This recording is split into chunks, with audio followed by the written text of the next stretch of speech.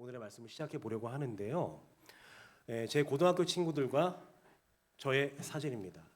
여러분 이 사진 속에서 제가 누군지 찾으실 수 있으시겠습니까? 저 사진 누구요? 저 사진 속에 누구? V하고 있는 친구가 절까요? 아닙니다. 빨간색 니트 정답입니다. 지금과는 사뭇 다른 모습이에요. 이게 바로 접니다. 보시는 것처럼 저는 평범치 않은 학생이었습니다. 고백하건대 조금 노는 아이였어요. 그렇다고 오해하지는 말아주세요. 더 글로리에 나오는 빌런들처럼 사람들을 괴롭고 노는 아이가 아니라 정말 말 그대로 이 사진 속 아이처럼 노는 거를 정말 좋아하는 친구였습니다. 여러분 사진만 봐도 제 청소년기가 좀 상태가 좀 좋아 보이지 않다라고 생각되시나요?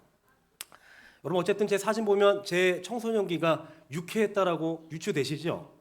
예, 정말 저는 행복한 청소년기를 보냈습니다. 그랬던 저에게도 컴플렉스가 하나 있었으니 그것은 바로 영어 울렁증이었습니다. 여러분 저에게는 치명적인 단점이 있는데 영어 발음 기호를 정확하게 읽어내지 못하는 단점이 있었어요. 여러분 이 문장은 정말 쉬운 문장입니다. 중학교 1학년 교과서에 나오는 문장이에요. 우리 함께 읽어볼까요? I love you, beautiful, 제주 뭐예요? 제주 아일랜드예요. 여러분 제가 고등학교 1학년 때였습니다. 점심을 먹고 노근노근 피로가 몰려오는 시간이죠. 그날도 저는 창가 뒤쪽에 앉아 선생님의 눈을 피해 잠을 자고 있었습니다. 여러분 체력 보존의 법칙이라고 들어보셨어요? 아무리 노는 친구라 한다 할지라도 체력에는 한계가 있어요. 쉬는 시간과 이어지는 방과 후에 친구들과 열심히 놀기 위해서는 체력을 보충해야 하는데 언제나 그 체력을 보충하는 시간은 수업 시간이었습니다.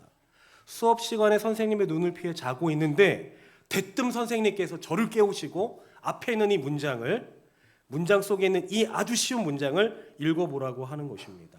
여러분 제 MBTI가 ENFJ입니다. E형이에요. 상당히 적극적이고 당시 여러분 표현대로 관종이었기 때문에 저는 빼지 않고 읽었습니다. 일어나서 당당하게 읽었어요. I love beautiful 제주 이슬랜드. 중학교 1학년들도 쉽게 읽는 이 문장을 제주 아일랜드가 아니라 제주 이슬랜드라고 읽어버린 것입니다. 지금 여러분이 웃은 것은 약과였어요. 그 당시에 모든 친구들이 저를 비웃으며 조롱하기 시작했습니다. 마치 김은구 아저씨가 사이버러버가 라는 이 문장을 시버러버라고 잘못 발음했던 것처럼 저도 그만 큰 실수를 해버리게 된 거예요. 그날 이후로 저는 몇 달 동안 별명이 뭐가 됐을까요? 이즐랜드가 됐습니다. 이 상처가 채 아물기 전에 제 청소년기에 정말 잊지 못한 하나의 사건이 또 이어지게 되는데요. 정말 충격적이면서도 재밌는 사건이 하나 더 발생하게 됩니다. 수업을 시작하기 전에 교탁 앞에 모여있던 친구들이 웅성거리기 시작했어요. 한 친구가 이렇게 외쳤습니다. 야, 대박이다. 전교생의 IQ 점수가 내 손에 다 있어. 너네들 궁금하지? 이렇게 외치는 거예요. 여러분 지금은 상상할 수 없지만 당시 선생님들께서 실수로 그만 전교생들의 IQ 석차가 적힌 종이를 이면지로 잘못 활용하신 것입니다. 그게 하필이면 장난꾸러기인 제 친구들 손에 들어간 거예요. 제 친한 친구 한 명이 외쳤습니다. 야, 여기 보니까 고등학교 1학년 가운데 IQ 100이 안 되는 친구가 3명 있다라고 이야기하는 것입니다. 여러분 그 소리를 듣고 저는 어떻게 반응했을까요? 다시 이 사진이 등장합니다. 저도 알아주는 한국삼육고등학교 장난꾸러기였거든요. 야, 오늘 제대로 하나 건수 잡은 겁니다. 그 3명의 포착된 이 레이더망에 포착된 3명을 놀릴 수 있는 좋은 건수를 잡은 거예요. 얼마 전 이즐랜드 사건도 있었겠다.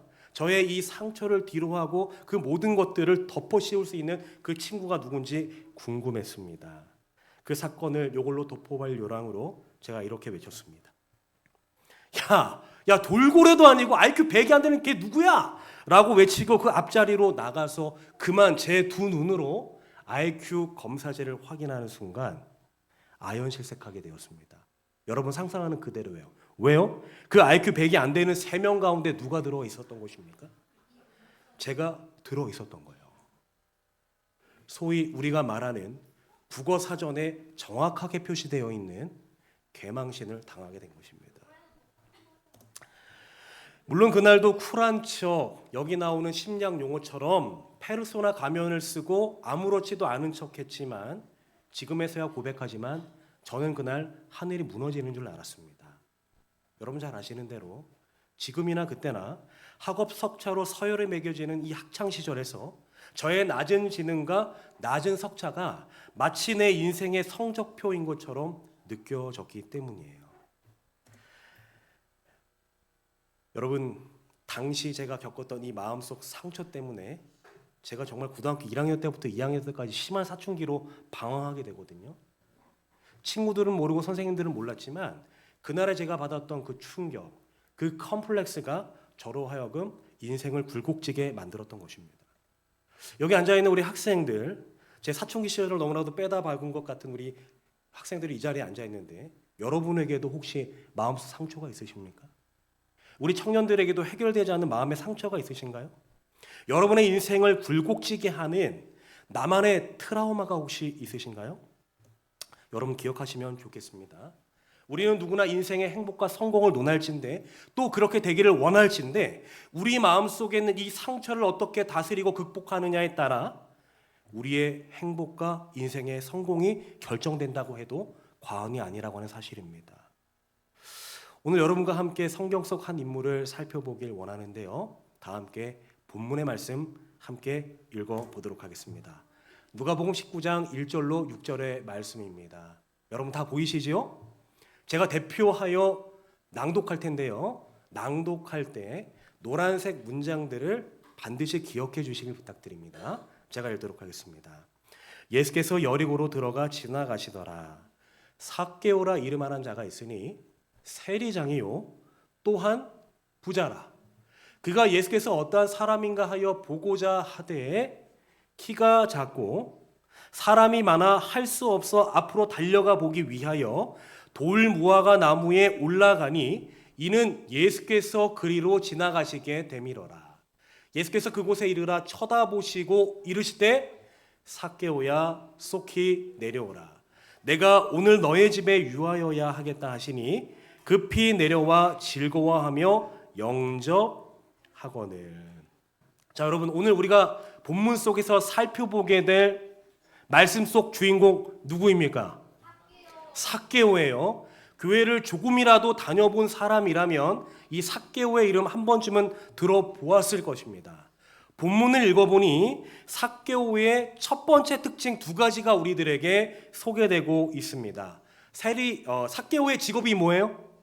세리장이고요. 그의 두 번째 특징은 무엇입니까? 부자였어요. 여러분, 성경에 기록될 정도로 부자라고 한다면 도대체 삭개오의 재력의 정도는 어느 정도 되었을까요?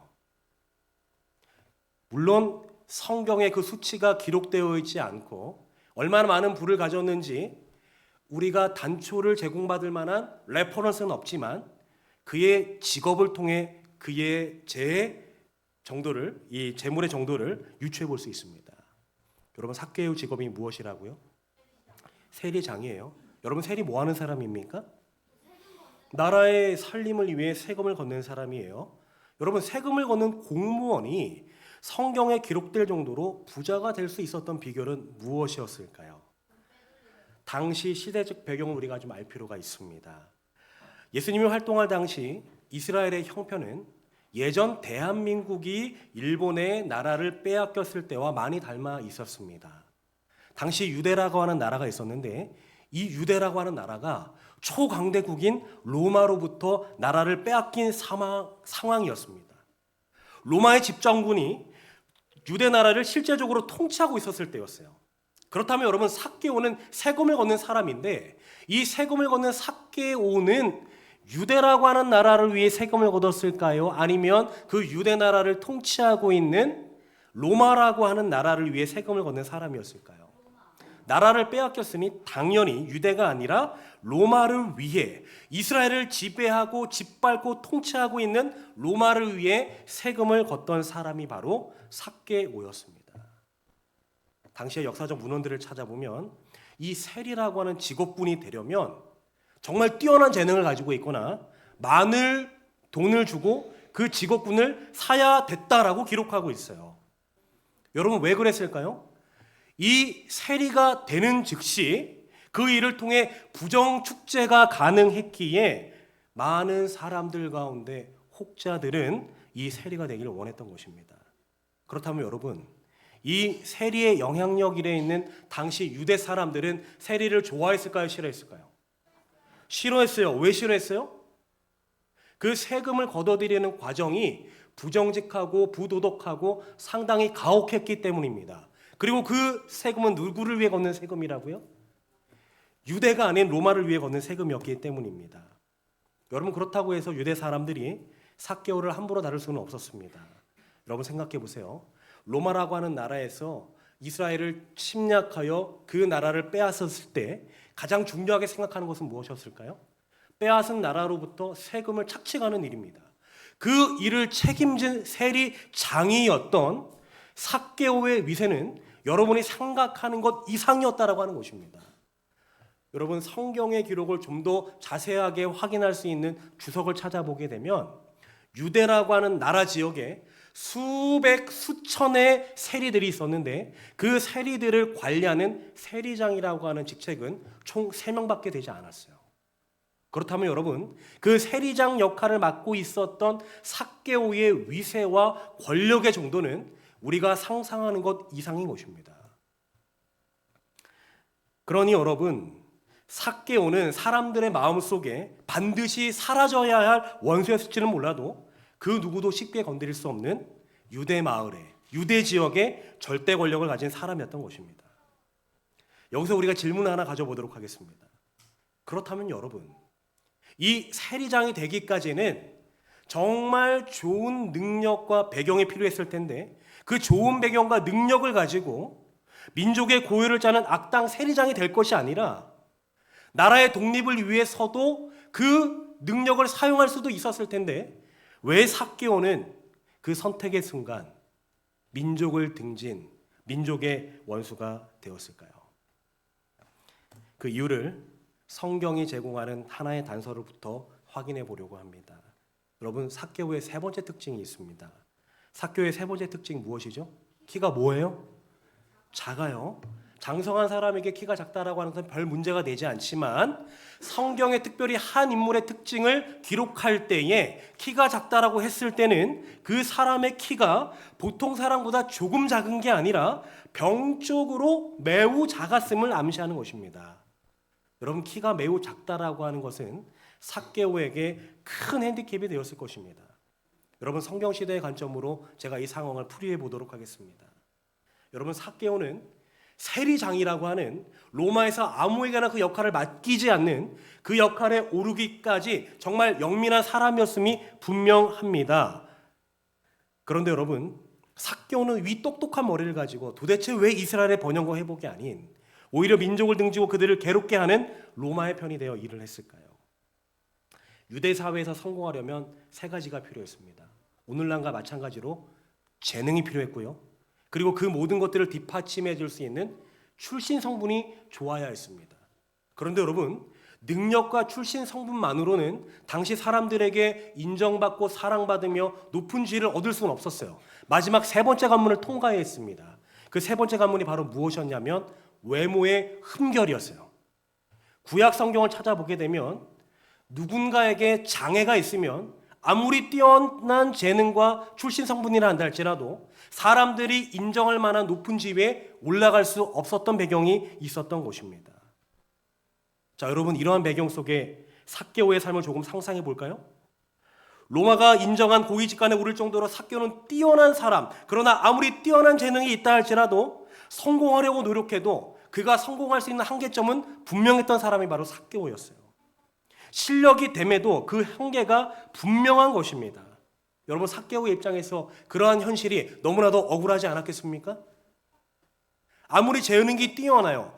혹 출신 성분이 좋았을지 몰라요. 그러나 그가 가지고 있는 그 컴플렉스 때문에 그가 가지고 있는 외모의 흠결 때문에 그는 그가 원하는 꿈을 이루지 못하는 것입니다. 그러한 상처 가운데 삭개오는 억하심정을 가지게 되었을 거예요. 돈이라도 많이 벌어서 사람들이 자신을 함부로 취급하지 못할 그러한 위치에 올라가기로 생각하게 된 것입니다. 오늘 우리도 결국 같은 생각을 하고 있지 않나 생각해 봅니다. 여러분, 수많은 사람들이 투자에 몰리는 이유가 무엇입니까?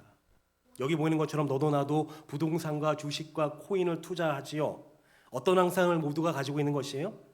돈이라도 있으면 지금의 나의 처량한 신세를 보거나 신분 상승의 꿈을 이루어줄 수 있을 거라고 하는 기대 때문입니다.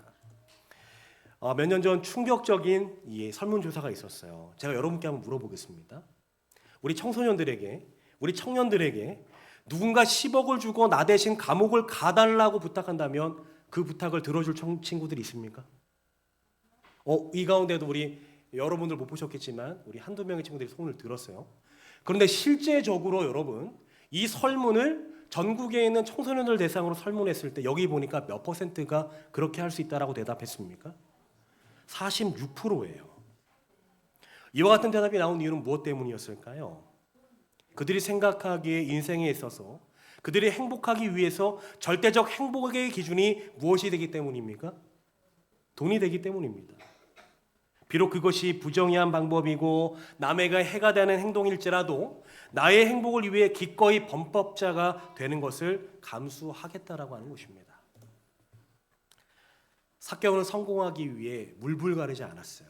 비록 그 일이 자신의 민족을 배신하는 일일지언정 세속적 성공만이 자신의 상처와 아픔을 씻어내고 행복해질 수 있는 유일한 길이라 믿었던 것입니다. 삭개오는 수단과 방법을 가리지 않았습니다. 때로는 가혹하고 냉정하지만 자신의 부를 축적하기 위해 세리장이라고 하는 위세를 사용하여 사람들을 못살게 굴었어요. 그렇게 성공만을 향해 올라갔습니다. 드디어 자기가 원하는 직책을 얻게 되었고 그 누구도 함부로 다루지 못하는 세리장이라고 하는 로마 병사들의 휘호를 받는 그 누구도 넘보지 못하는 자리까지 올라가게 되었습니다. 삭개오는 성공하면 모든 것을 보상받을 수 있을 거라 생각했어요. 그러나 그가 원하는 직책을 가졌음에도 불구하고 원하는 부를 누렸음에도 불구하고 어딘지 모르게 허전함을 느끼는 것입니다. 사람들은 자신 앞에 굽실거리는 비굴한 모습을 보이는데도 만족되지가 않는 거예요. 왜일까요? 사람들로부터의 외면을 삭개오가 알았기 때문입니다. 여러분, 삭개오라고 왜 몰랐겠어요? 자신 앞에 생사여탈권을 가지고 있는 자신 앞에 머리를 조아리고 때로는 비굴한 모습을 보이는 사람들이지만 뒤돌아서서 자신을 외면하고 욕하는 소리를 삭개오라고 왜 몰랐겠습니까? 그가 가지고 있는 부가 그가 그토록 원하던 행복과 성공으로 그를 이끌지 못했던 것입니다. 여러분, 이 사람이 누구냐면 세계에서 테니스를 가장 잘 치는 현재 세계 랭킹 1위인 조코비치라고 하는 선수예요. 이 선수가 오늘까지 제가 검색해 보니까 테니스 선수로 벌어들인 수입이 테니스 대회에서 벌어들인 수입이 순수하게 2,200억 정도 된다라고 해요. 여러분, 테니스 정말 잘 치는 선수인가요? 테니스 선수로 성공한 사람이라고 할 수 있을까요? 그런데 이 유명하고 뛰어난 실력을 가진 조코비치가 2년 전 US 오픈 대회라고 하는 한 대회에서 테니스를 치다 모든 세계인들의 이목을 집중하는 사건을 하나 만들게 됩니다. 당시 이 대회에서 조코비치가 우승하게 되면 그 누구도 따라올 수 없는 역사적 기록을 세우는 사람이 되는 순간이었거든요. 그런데 조코비치가 자신의 감정을 다스리지 못하고 테니스 경기 도중에 결승전에서 그만 울음을 터뜨리고 이 경기에서 지게 됩니다. 여러분께 퀴즈 내도록 할게요. 이 퀴즈를 맞히는 분들에게는 여기 앞에 보이는 모든 빼빼로를 다 드리도록 하겠습니다. 저는 하나하나 주지 않아요. ENFJ예요. 화끈하게 다 드리도록 하겠습니다. 조코비치는 도대체 왜 테니스를 치다가 갑자기 눈물을 흘려 경기를 그르치게 되었을까요? 그 이유를 알고 있는 분 계신가요? 여러분, 이 해외 토픽에 나왔던 상당히 유명한 사건이었습니다. 예, 대답해 보세요. 예? 암살? 잘못 들었나요? 감사? 너무 감사해서? 야, 약간 비슷했어요. 응? 영어로 좀 얘기했네요. 네, 자, 여러분 혹시 아는 다른 친구 없나요? 다른 분 안 계신가요? 네, 우리 뒤에 있는 우리 질까봐. 여러분 아니에요. 이 조코비치는 가장 뛰어난 게 멘탈입니다. 아무리 자기가 수세에 몰린 상황이란다 할지라도 역전을 이뤄내서 항상 승리를 쟁취했던 사람입니다. 수비 테니스의 귀재거든요. 제가 그 비밀을 알려드리도록 할게요. 사실 여러분 이 대회 이전에 세계 테니스계를 주름잡던 3명의 선수가 있었습니다. 테니스를 좋아하는 분들은 아마 다 아실 거예요. 오른쪽부터 제가 말씀드려 보겠습니다. 스위스 선수 페더러라고 하는 선수가 있었고, 스페인의 나달이라고 하는 선수가 있었어요. 그리고 이 조코비치가 있었는데, 이 3명의 선수가 한 해에 열리는 테니스 대회의 90%, 몇 퍼센트요? 90% 대회에서 항상 결승에서 맞닥뜨렸어요. 세계에서 테니스를 가장 잘 치는 3명이에요. 그런데 여러분 놀랍게도 이 가운데 최근 3년 전부터 가장 실력이 뛰어났던 사람은 누구였냐면 이 조코비치였습니다. 그런데 여러분 아이러니하게도 3명의 선수 가운데 가장 인기가 없었던 선수가 누구였을까요? 조코비치야. 왜냐하면 조코비치는 테니스를 재미없게 치는 사람이었고, 그는 이 두 선수와 달리 동유럽 국가, 테니스를 좋아하는 사람들이 적은 지역의 출신 선수였어요. 그래서 메이저 대회에서 항상 이 3명의 선수가 조코비치와 이 2명의 선수 가운데 결승전을 붙게 되면 항상 환호의 대상은 나달과 페더러가 되었고, 반대로 비난과 조롱과 사람들의 외면의 대상은 누가 되었냐면 바로 이 조코비치였어요. 특별히 조코비치가 참여했던 이 US 오픈 대회는 사람들의 편견이 심한 대회였어요. 조코비치가 아무리 좋은 샷을 날리고 좋은 경기를 하더라도 사람들은 조코비치에게 환호를 보이지 않았습니다. 그런데 여러분 이 대회에서, 이 정말 중요한 이 대회에서 러시아의 메드베데프라고 하는 선수와 맞붙게 되었는데, 그날따라 수만 명의 관중들이 이전에 없던 환호와 박수를 조코비치에게 보내게 되는 겁니다. 조코비치가 처음 US 오픈 대회를 참여한 이래로 처음 자신에게 모든 사람들이 일어나 환호하고 응원하는 소리를 듣게 되었던 거예요. 그래서 갑자기 이 조코비치 선수가 감정 컨트롤이 안 되는 거예요. 중요한 이 순간에 그만 경기가 안 풀려서 눈물을 흘리는 게 아니라 너무 감동한 나머지 눈물을 흘려 이 경기를 그르쳐 준우승에 머물게 되었습니다. 이 경기가 끝난 이후에 한 기자와 인터뷰를 하게 되었어요. 조코비치가 다음과 같이 고백했다라고 합니다. 오늘 경기에서 이기지 못했지만 여러분의 응원 덕에 제 가슴은 기쁨으로 가득 찼습니다. 저는 오늘 우승하지 못했지만 세상에서 가장 행복한 사람입니다. 여러분 조코비치는 이전에도 성공한 사람이에요. 세계에서 가장 많은 테니스 수입을 거둬들인 사람입니다. 그러나 그의 고백처럼 그는 성공했지만, 이미 수많은 대회에서 우승했지만 100% 행복하지 않았어요. 왜 100% 행복하지 않았습니까? 성공하고 얻을 수 있는 모든 부를 누렸지만 사람들의 인정과 사랑이 그의 갈급한 영혼을 채워주지 못했기 때문입니다. 최근에 한 책이 세상 가운데 나오게 되었는데, 세상에서 가장 긴 행복 탐구 보고서라고 하는 책입니다. 쉽게 말해 행복이 무엇이냐라고 하는 질문에 대한 대답을 내온 책이에요. 이 책은 여러분 되게 특별한 책입니다. 하버드의 연구팀이 1938년부터 현재까지 진행하고 있는 연구 프로젝트입니다.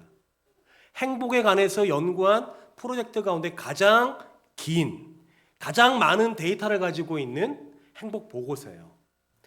1938년 당시 하버드 대학교 2학년 재학생 268명과 보스턴 도심 빈민 지역 소년 450명을 대상으로 이 프로젝트가 시작되게 되었는데요. 지금은 그들의 아내, 자녀 등을 포함해 1,300명이 넘는 사람들이 참여해 3세대에 걸친 연구가 진행되고 있는 것입니다. 일반적으로 여러분 돈이 많으면 행복해질 거라고 우리가 상상하잖아요. 근데 이 책은 다음과 같이 반박해요. 이스털린의 역설이라고 하는 이론이 있습니다. 이게 뭐냐면 소득이 일정한 수준에 도달하면 아무리 소득이 증가해도 행복도가 더 이상 증가하지 않는다라고 하는 이론이에요. 여러분 자본주의 사회에서 일정 정도의 안정과 행복을 위해서 돈이 중요합니까? 돈이 중요하지 않다라고 얘기할 수는 없어요. 중요한데요. 어느 순간 지나가게 되면 아무리 돈이 많아진다 할지라도 돈이 많아진과 동시에 그 행복도가 같이 증가하지 않는다라고 하는 거예요. 그럼 여러분, 인간의 행복에 있어서 가장 중요한 것이 무엇이냐? 이 책은 다음과 같이 이야기합니다. 사람과 사람 사이에 형성되는 사랑이다라고 하는 결론을 내립니다. 여러분, 우리가 생각하는 행복은 우리가 돈을 많이 벌고 성공해야지 행복이 찾아오는 게 아니에요. 우리 이 문장을 함께 따라 읽어보도록 할까요? 성공은 행복의 절대 기준이 아니다. 그럼 여러분, 행복을 위한 절대 조건은 존재할까요? 아주 쉬워요. 존재합니다. 뭡니까? 다 함께 읽어보겠습니다. 사랑만이 행복의 절대 조건이다. 여러분, 저에게는 저와 쏙 닮은 7살 난 아이가 있습니다. 오늘따라 원래 전도의 자리에 저희 아내와 제 아이가 찾아오지 않는데 저 뒷자리에 지금 저희 앉아 있는데요. 아까 자고 있었는데 갑자기 일어난지 모르겠네요. 네. 오늘 재훈이와 관련된 일화를 여러분과 함께 좀 나눠보려고 합니다. 여러분, 제가 지금은 동조관합회의 어린이 부서에서 어린이들을 섬기는 어린이 부장으로 봉사하고 있는데요. 제가 작년에는 남원주교회라고 하는 교회에서 한참 봉사를 하고 있을 때였습니다. 제가 원주 삼육 중고등학교에서 4년 동안 봉사한 이후에 작년에 바로 남원주교회라고 하는 곳을 옮기게 되었어요. 여러분, 목회자가 목회 임지를 옮기는 그 첫 해가 가장 바쁘고 힘들다라고 하는 거 여러분 잘 알고 계십니까? 목회자에게 있어서 가장 행복한 날이 있어요. 동시에 가장 육체적으로 피곤한 날이 있습니다. 그날이 언제일까요? 안식일입니다. 성도들의 교제 속에 그들이 하나님을 만나고 찬양하고 하나님을 사랑한다라고 하는 고백을 듣는 안식일이 목회자의 정체성을 확인하는 가장 행복한 날이에요. 동시에 육체적으로 그 전날부터 준비해야 될 것이 많기 때문에 피곤한 날이 또한 언제일까요? 안식일입니다. 새로운 부임제에 가서 첫 안식일을 맞이하고 난 이후의 경험이었어요. 저와 제 아내가 늦은 저녁까지 모든 일정을 다 마치고 10시가 다 돼서야 저희 집이 있는 곳을 향해 올라가고 있었습니다. 당시 저희 집이 4층에 있었는데 엘리베이터가 없는 4층이었습니다. 안식일 늦은 시간까지 봉사하고 그 올라가는 계단 한 계단 한 계단이 얼마나 벅찼는지 몰라요. 지친 마음과 지친 이 몸을 가지고 집에 도착하게 되었어요. 그런데 여러분, 이 방에 도착했는데 갑자기 제 아들이 자신의 가방을 내려놓더니 그 전에 하지 않았던 행동을 하기 시작하는 겁니다. 당시 6살이었거든요. 이 아이가 갑자기 어디서 봤는지 청소기를 들고 갑자기 방을 막 청소하기 시작하는 겁니다. 마루에 가서 막 방을 청소하기 시작하는 거예요. 너무 피곤해서 처음에는 그 장면을 보지 못했지만 의아한 제가 재원아, 너도 피곤하니까 그만 안 해도 되니까 너도 같이 쉬자라고 이야기를 했어요. 그랬더니 화장실로 가서 이제는 자신을 씻겨주던 목욕통을 가지고 창고를 그것을 낑낑낑낑 가져가려고 하는 것입니다. 시키지도 않았는데 바닥에 떨어진 모든 것들을 정리하고 책을 막 정리하려고 하는 신용을 하던 제 아들 재훈이가 갑자기 저와 제 아내를 부르는 거예요. 제 앞에 앉아달라고 하는 것입니다. 저희 아들이 나중에 혹 기회가 되시면 교재에 보면 참 재밌는 친구인데요. 생각보다 진지한 구석이 있는 친구예요. 부모를 앉혀놓고 이야기할 때는 그의 본심이 나오는 시간입니다. 그래서 긴장한 마음을 가지고 그 자리에 앉았는데 갑자기 제 아들이 이렇게 얘기하는 거예요. 엄마, 아빠, 제가 오늘 계단을 올라오는데 엄마, 아빠가 너무 힘들어 보였어요. 그 말을 듣는 순간 제가 너무 감동했겠죠? 그런데 여기서 그 감동은 그치지 않았습니다. 그리고 나서 막 이렇게 이야기하는 거예요. 갑자기 이 아이가 훌쩍거리면서 엄마, 아빠 오늘 너무 힘들어 보였어요. 그러더니 제가 전혀 상상하지 못했던 문장을 저에게 이야기하는 것입니다. 6살 어린이가 엄마, 아빠 지금까지 키워주셔서 감사합니다. 여러분, 조금 과장한 것 같지만 과장 하나 섞이지 않고 있는 그대로 여러분께 말씀드린 겁니다. 그 이야기를 듣는 저희 부부는 여러분 어떻게 됐을까요? 정말 부끄럽지만 두 눈에서 눈물을 주르륵 흘리게 되었습니다. 여러분, 저희 부부가 감동받은 이유는 무엇 때문입니까? 세상적으로 보았을 때 목회자 가정은 그렇게 부유하지 않습니다. 여러분 잘 아시는 대로 세상적으로 인정받지도 못하는 자리예요. 그러나 그 위치에 있었지만 누구도 알아주지 않았지만 나장 가장 가까운 내 자녀로부터 그 수고에 대한 감사를 확인하게 되었을 때, 그 사랑을 확인하게 되었을 때 이것은 그 어떤 것으로도 바꿀 수 없는 감동을 선물 받게 되는 것입니다. 여러분 기억하세요. 행복의 절대 조건은 성공이 아니라 무엇이라고요? 사랑인 것입니다. 다시 삭개오의 이야기로 돌아가 보도록 하겠습니다. 채워지지 않는 빈가슴을 가지고 있었던 삭개오는 늘 외로웠어요. 시간을 돌릴 수만 있다면 다시 과거로 돌아가 모든 것을 제자리로 돌려놓고 싶었을 것입니다. 막상 수단과 방법을 가리지 않고 성공해 보니 그것은 무엇과 같은 것? 신기루와 같은 것이었습니다. 삭개오는 그 성공의 자리에 오르기 위해 누구보다 치열한 삶을 살았습니다. 열심히 삶을 넘어 성공하기 위해 다른 사람을 짓밟을지언정 그 위치에 올라가기 위해 자신이 할 수 있는 모든 노력을 다했던 사람이었어요. 그러나 그 잘못된 삶의 방향 설정이 그의 삶을 망가지게 했던 것입니다. 고립무원 같은 상황 속에 아무 희망 없는 삭개오에게 어느 날 한 소문이 들리기 시작합니다. 자신이 살고 있는 마을에 당시 유대 지역의 큰 스승이 되신 죽은 자도 살리신 예수님이 지나간다라고 하는 이야기를 듣게 된 거예요. 그런데 이분의 특징이 하나 있는데, 이분은 다른 유대의 스승들과 달리 자신과 같이 사람들에게 손가락질 받는 사람도, 자신과 같이 소외되고 외면당한 사람들도 구별하지 않고 만나주시는 분이라고 하는 사실입니다. 삭개오에게 더 희망적이었던 사실이 있는데, 그 스승 예수라고 하는 사람을 따라다니는 12명의 제자가 있는데 그 12명의 제자 가운데도 자신과 같은 세리, 마태라고 하는 제자가 있다라고 하는 사실을 듣게 된 것입니다. 예수의 소문을 들은 삭개오의 마음을 시대의 소망이라고 하는 책은 다음과 같이 표현합니다. 삭개오는 자신과 같이 배척받는 계급의 사람들에게 친절하시고 공손하신 예수님에 관한 소식을 들었다. 이 세리장의 마음속에 보다 나은 생애를 살고자 하는 욕망이 일어났다. 예수님에 관한 소식 때문에 그의 마음은 무엇으로 불타올랐대요? 희망으로 불타오르게 되었습니다. 여러분, 그래서 삭개오가 예수를 보기 위해 어떤 행동을 취했습니까?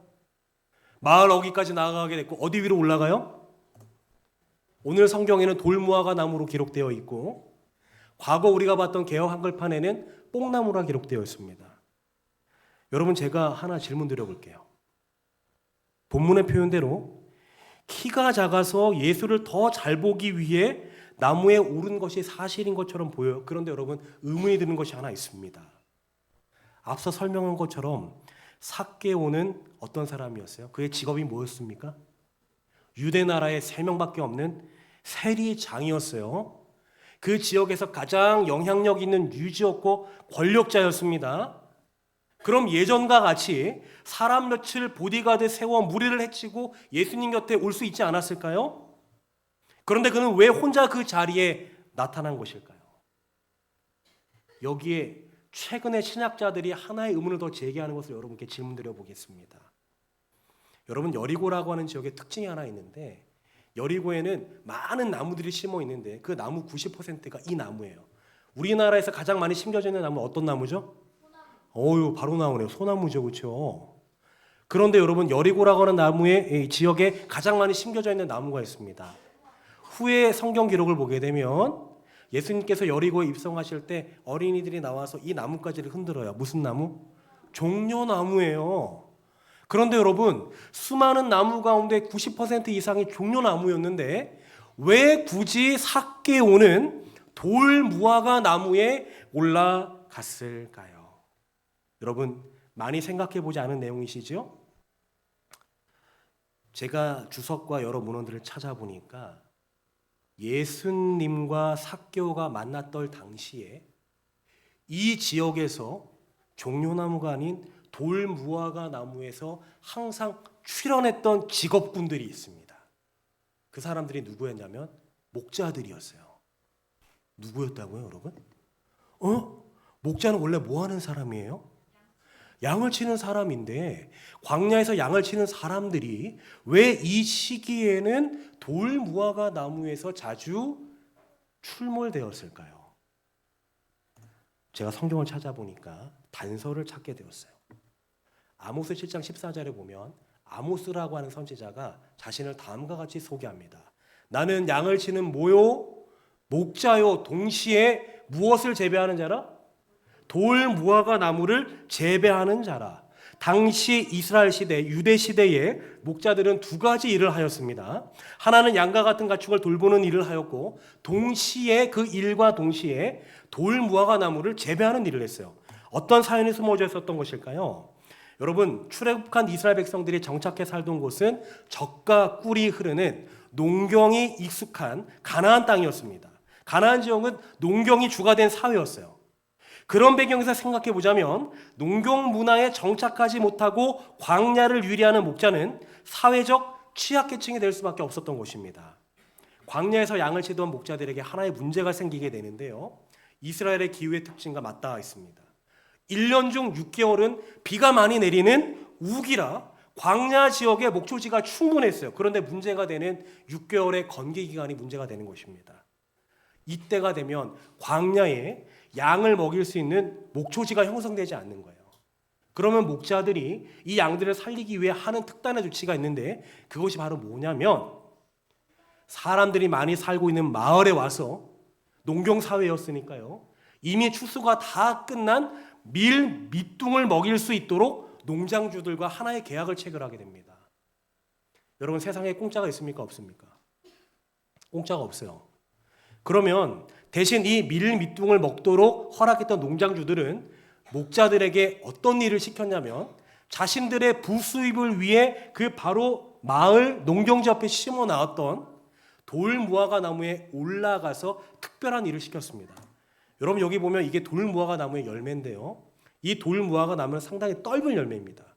이 열매가 달달한 열매가 되기 위해서는 특별한 과정을 거쳤어야 하는데 사람들이 이 나무 위로 올라가서 바늘같이 뾰족한 것을 가지고 이 돌 무화과 나무의 열매 하나하나를 찔러줘야 했어요.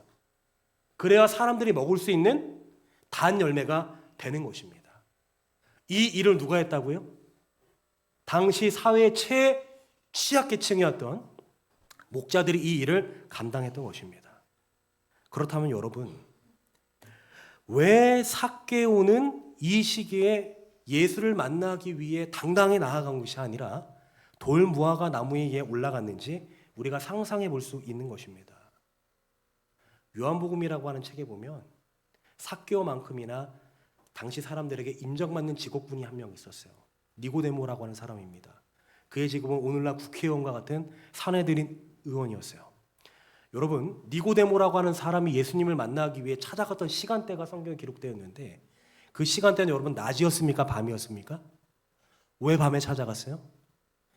예수를 만나 인생의 문제를 해결하고는 싶어요. 그런데 체면상 그 모습을 사람들에게는 들키고 싶지 않은 것입니다. 삭개오도 동일한 마음을 가지고 있는 것 아니었을까요?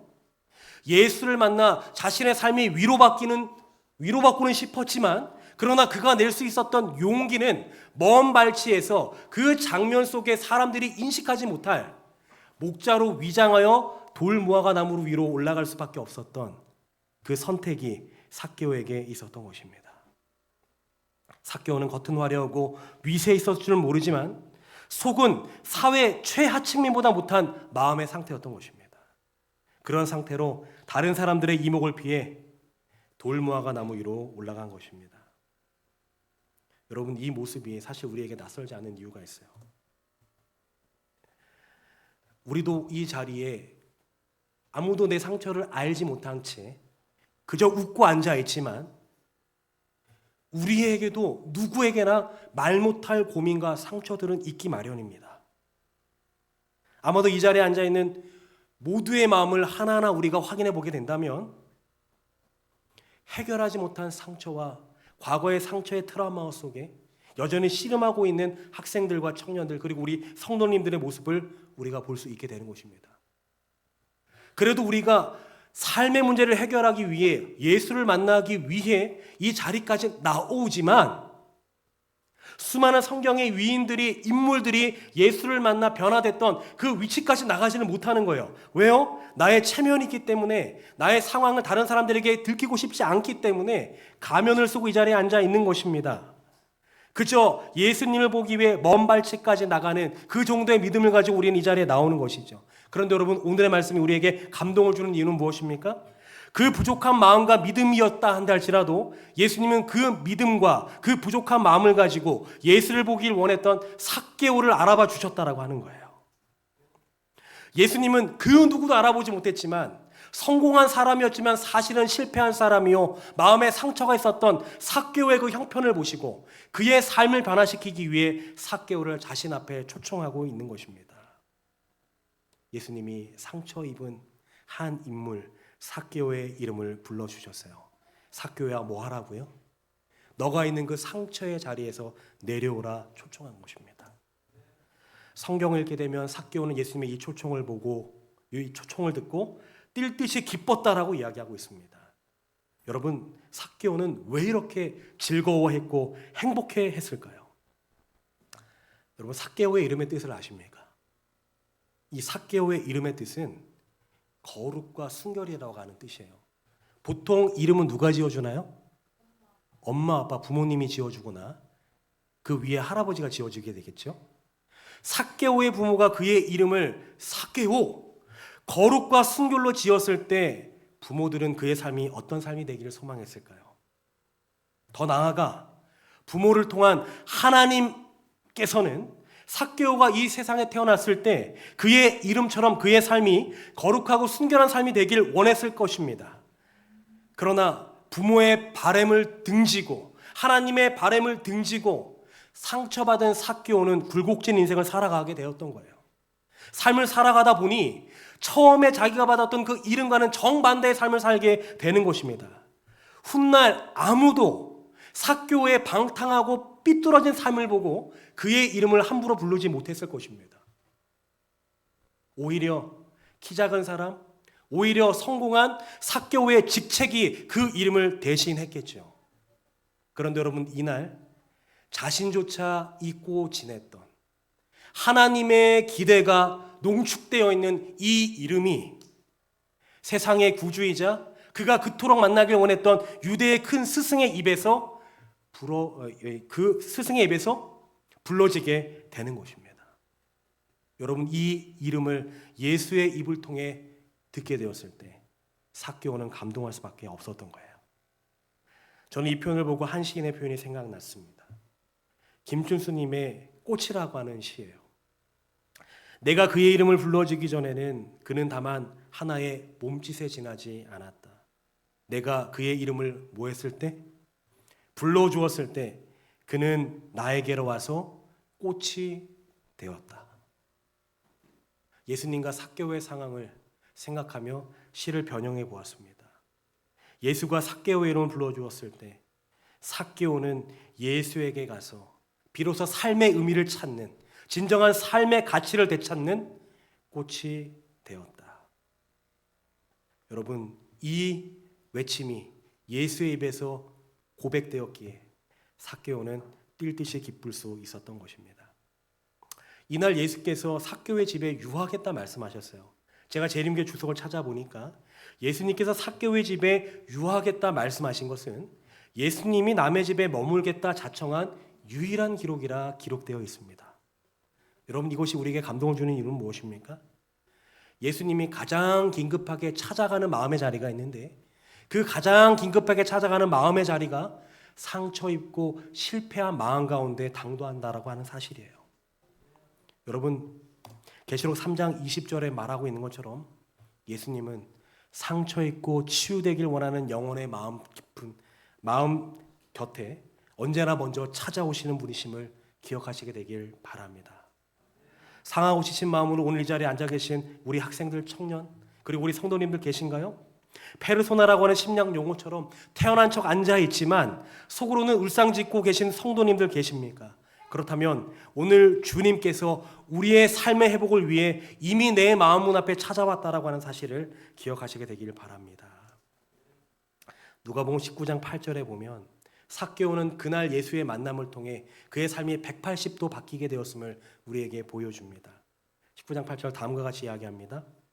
삭개오가 서서 주께 여짜오되 주여 보시옵소서, 내 소유의 절반이라도 가난한 자들에게 주겠사오며 만일 네 것을 토색한 일이 있거든 4배나 갚겠나이다.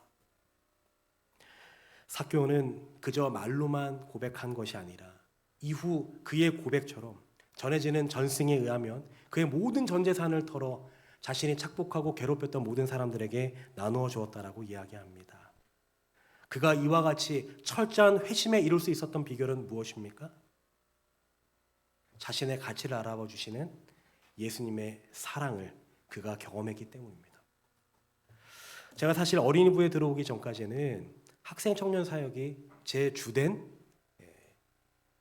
사역의 영역이었어요. 제가 청년 사역을 하고 있을 때 한 청년 집회를 인도하고 있을 때였습니다. 예전 신천지에 빠져 고생하던 청년이 있었는데 이 청년이 회복되어 재림교회 청년들이 모여있는 집회에 와서 간증하는 시간이었어요. 여러분, 이 청년에게는 기구한 사연이 있었습니다.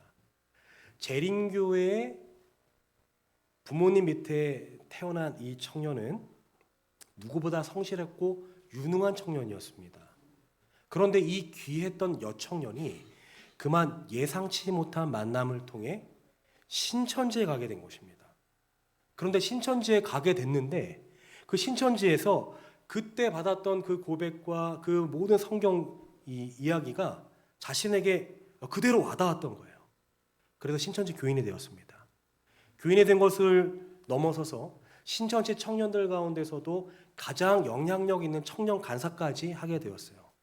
그러니 당연히 재림교회 신앙을 가지고 있는 가족과 불화를 경험하게 되었겠죠. 당연히 사랑하는 어머니와 아버지는 내 딸이 잘못된 곳으로 가지 않기 위해 최선을 다해 방어하셨습니다. 그런데 그 부모님을 피해 이 청년이 신천지 모임을 가기 위해 그만 자신을 맡고 있던 부모님을 뿌리치고 4층의 베란다 문을 열고 뛰어내리게 되었어요. 여러분, 4층 문을 뛰어내리게 되니 어떻게 되었겠습니까? 큰 부상이 찾아왔겠죠. 허리뼈에 금이 가고 모든 뼈가, 이 다리뼈가 부서지게 되었습니다. 이 청년이 이 삼육병원에 입원하게 되었을 때 수많은 지인들과 목사님들이 이 여청년을 찾아가 설득했습니다. 그리고 왜 신천지가 잘못되었는지, 무엇이 옳고 그른지 성경을 통해 많은 이야기들을 주고받게 되었어요. 그런데 여러분, 이 청년의 고백이 무엇이었냐면 제게 이렇게 고백하는 것입니다. 목사님, 그런데 신기한 것은요, 제가 논리적으로 잘못됐다라고 하는 것을 반박받을수록 자신의 마음이 오히려 더 굳어져 신천지를 향한 열망이 더욱더 깊어지더라고 하는 것입니다. 와서 잘못된 것을 사랑의 마음으로 분명히 이야기하셨겠지만 교리적으로 잘못됐다라고 하는 이 내용이 상처 입었던 이 청년의 마음을 회복시키지 못하는 것입니다. 여러분, 이 청년이라고 왜 몰랐겠어요? 그 수많은 공부를 통해 자신이 무엇이 잘못되었는지 깨달았지만, 그러나 여러분이 상처 입었던 이 청년의 마음속에 그것을 거부할 만한 에너지가 없는 것입니다. 그래서 제가 물었습니다. 아니, 그렇게 수많은 목사님들이 노력하셨는데도 마음이 바뀌지 않으셨는데 어떻게 변화되셔서 저희 곁에 이렇게 다시 오게 되셨습니까? 그랬더니 이 청년이 이렇게 대답하는 겁니다. 마지막 부모님의 청을 이기지 못하고 재림연선을 찾아가게 되었답니다. 그런데 그곳에서 만난 한 목사님은 다른 목사님들과 달리 너가 왜 틀렸는지 교리적으로 성경을 통해 반박해 주는 게 아니라 다른 말 하나도 하지 않고 성경 사복음서와 시대의 소망을 펴고 예수님의 이야기만 하더라고 하는 것입니다. 여기에는 교리적 반박은 전혀 없는 가운데 아무리 실수하고 실패한 영혼이라 한다 할지라도 그 인생이라 한다 할지라도 하나님은 구별치 않으시고 용서하시고 안아주시고 사랑해 주신다라고 하는 십자가의 사랑 이야기만 계속해서 듣게 된 것입니다. 사실 청년은 알았어요. 그가 무엇이 잘못됐는지 알았던 것입니다. 그러나 인정하고 싶지 않았을 뿐입니다. 그러나 논리적 설득이 아닌 예수님의 사랑의 이야기를 듣게 되었을 때 그 사랑의 빛이 비치게 되자 이 청년의 삶이 바뀌게 되었던 것입니다. 소중하고 너무나도 귀한 중화동교회 학생 청년 여러분, 그리고 우리 성도님 여러분, 내가 정말 찾고 싶은 행복은 오직 그리스도 안에 경험되는 사랑뿐임을 기억하시게 되길 바랍니다. 모두 이솝우와의 햇님과 바람 이야기를 기억하실 것입니다. 바람이 나그네 옷을 벗기기 위해 바람을 세게 불면 불수록 나그네는 이 옷을 벗지 않기 위해 더 옷을 여밀 뿐입니다. 하지만 해님의 따스한 햇볕은 나그네로 하여금 외투를 벗게 하는 것이죠. 여러분은 어떤 상처를 가지고 계십니까? 어떤 상처도 구별하지 않고 회복시켜 주시는, 모든 것을 다 알고 계시는 우리 주님 앞에 나아가는 우리 모든 중화동교회 성도님들 되길 간절히 소망합니다. 얼마 전 한 방송을 보게 되었습니다. 제가 대학 시절에 책을 통해 정말 감명 깊게 읽었던 이지선이라고 하는 청년이 이제는 대학 교수가 되어 우리들 앞에 나오게 되었죠. 여러분 잘 아시는 것처럼 이 이지선 자매는 많지 않은 음주운전자가 낸 7중 추돌 사고의 피해자입니다. 그날 사고로 전신 55%의 3도 중화상을 입고 당시 기준 안면장애와 지체장애 1급을 진단받게 됩니다. 사고 당시 이지선 씨는 오늘 앉아 계신 우리 학생들 그리고 청년들의 나이 또래와 같은 대학생이었어요.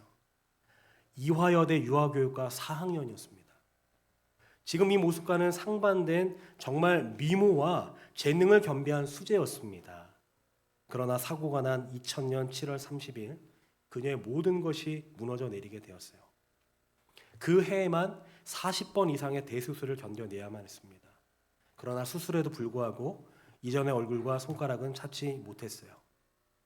그로부터 23년이 지난 이후에 이지선 학생이 이지선 교수가 되어 이화여대 사회복지학과 이 교수로 채용되어 이 방송에 등장하게 된 것입니다.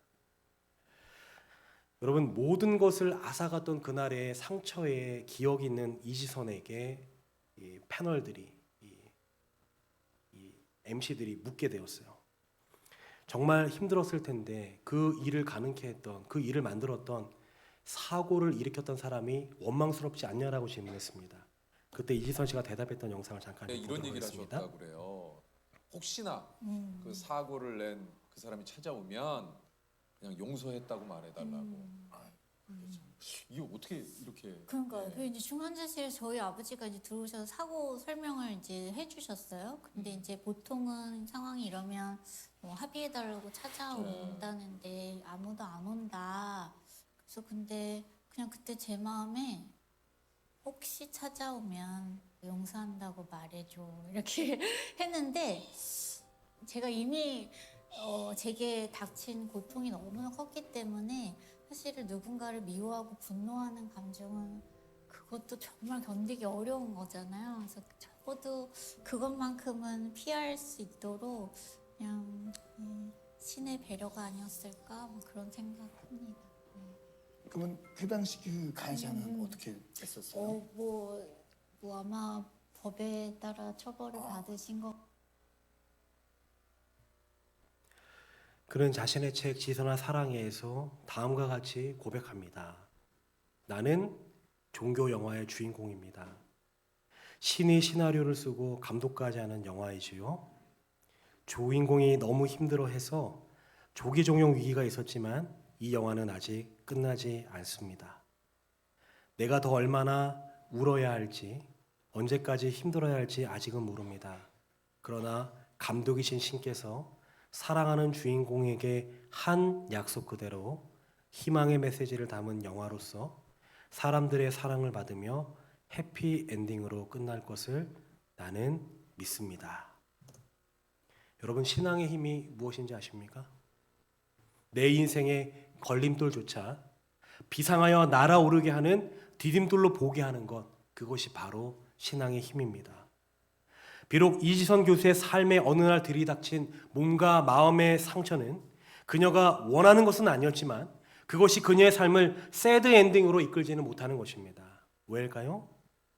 살아계신 하나님, 사랑의 하나님, 끝까지 돌보시고 치유해 주시고 책임져 주신 하나님이 함께 하신다면 그 인생은 해피엔딩으로 결말 맺기 때문입니다. 제가 마지막 외침마다, 설교의 마지막 말미마다 항상 외치는 성경절이 있습니다. 오늘도 이 성경절을 마지막 여러분과 함께 봉독하고 오늘의 말씀 마치도록 하겠습니다. 우리를 향한 하나님의 사랑은 다음과 같아요. 로마서 8장 32절입니다. 함께 읽도록 하겠습니다. 시작. 자기의 아들을 아끼지 아니하시고 우리 모든 사람을 위하여 내어주신 이가 어찌 그 아들과 함께 모든 것을 우리에게 은사로 주시지 아니하겠느냐. 한 번 시작된 사랑 끝까지 책임져 주시는 하나님 안에 우리의 상처가 회복되고 치유함받게 되기를 간절히 소망합니다. 그리하여 하나님께서 이끄시는 그 삶 가운데 여러분의 모든 인생이 새드 엔딩이 아닌 해피 엔딩으로 결말짓게 되기를 소망합니다.